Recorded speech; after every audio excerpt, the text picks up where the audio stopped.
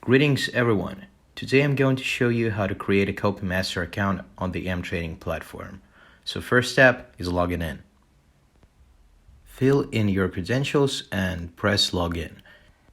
If you don't have an account yet, please go back to the main page and click open account.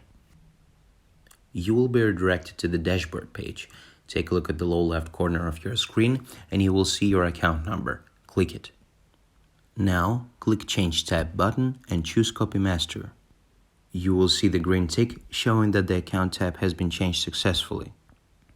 And now, let's go back to the dashboard. You can see that you have a CopyMaster account now. And now let's see how the investing page looks. To do so, click More and choose Invest.